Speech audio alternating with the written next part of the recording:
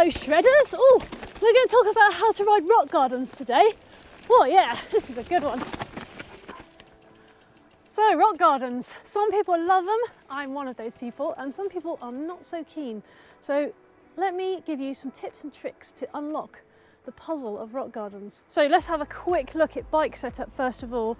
Really it's just about your tyres and suspension here. So what can we do with the tyres? Well, if you're always riding somewhere rocky or you're specifically heading to somewhere rocky, let's say the Lake District in the UK, you might want to put on a tyre with downhill sidewall. So like it's a much thicker sidewall like here, so it's much more puncture resistant and it's resistant to tears in the sidewall as well. If you'd prefer to stick with your regular tyres, you could put a tyre insert in. So like it's like a rubber, it's basically like a rubber ring that goes in the rim. I use a brand called Rim Pact, which I've been really pleased with. And that helps to protect the rim as well. And it also means you can run slightly lower pressures, which means that you get a really nice planted feel on the bike. If you've never heard of them, I definitely recommend looking into what they are because they just make your bike feel lovely. Like a magic carpet, in fact. You could increase your tyre pressure a little bit just to be sure that you don't bottom the tyre out on the rim to try and stop you getting punctures. But the trade-off with that is that because you've got a harder pressure, you're just going to get a lot more sort of chatter off the rocks, and it's going to really deflect those wheels and make you feel like it's a much rougher ride than it actually is. Then suspension, all I would say with this is if you've got your suspension correctly set up, you probably don't need to do anything, but just check that your rebound's not so fast that your bike is actually like a pogo stick, because as you go over the rocks, what's going to happen is you're just going to be like boom, boom, boom, boom, boom, boom, boom, and it's just going to be uncontrollable. So mine's sort of, well, I like to have it just the fast side of middle is how I try and describe it, but that's about right for my weight of about 65 kilos. All right, so that's just some stuff to think about with bike setup before you head off to a super rocky trail. So let's actually tackle the rock garden now. So the first thing you've got to think about is your line choice. Now, as you roll up to the rock garden, you may be able to see immediately what's the best line.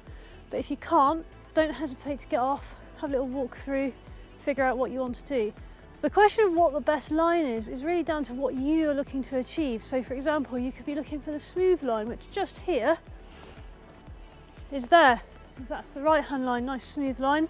You could be looking for the fastest line, which actually here is also the smooth line.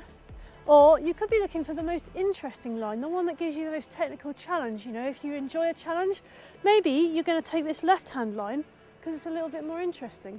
So there's not always one correct route through a rock garden. Sometimes there really is only one rideable line, but one here like this where you've got some choices, just play around. Take the time to pick a line, try it, pick another line, try that, see which one you like the best, which one works best for you. But I'd quite like to try this left-hand line, so let's have a look and see what sort of things I'm going to look at. So I've already noticed there's a bit of a spiky rock there.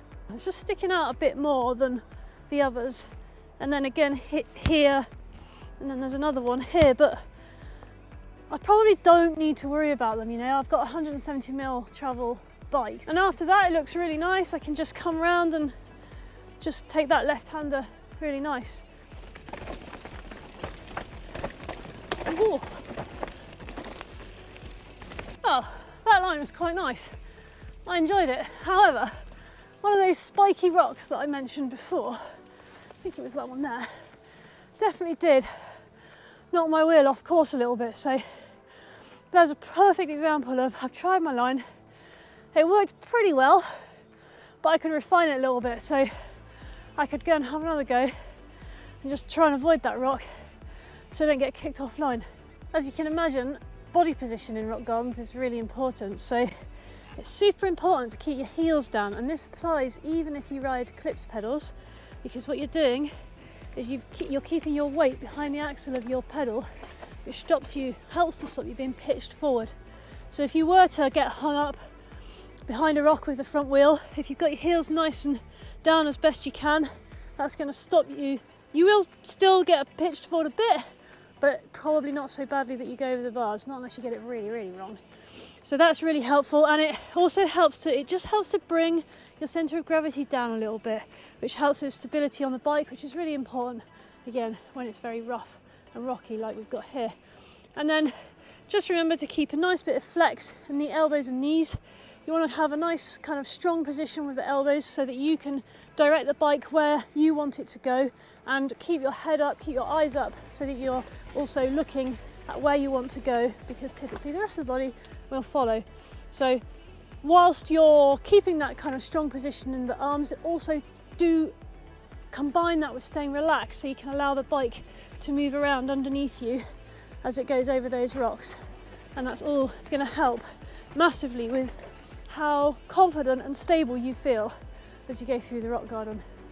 So you can see all these lumps and bumps and stuff that's going to make you slow down. So in order to counter that, you're going to need some momentum coming into a rock garden. If you're going too slowly, you're just going to kind of come to a stop, kind of stuck behind something like this. Whereas with a little bit of momentum, your tyres are just going to roll over, your suspension's going to do its job, and you'll be out the other side in a trice. So I'm not going mad fast here, but you can see I've not got stuck. And again, when you practice each different line that you've selected, you can try a little bit more speed as you become more comfortable.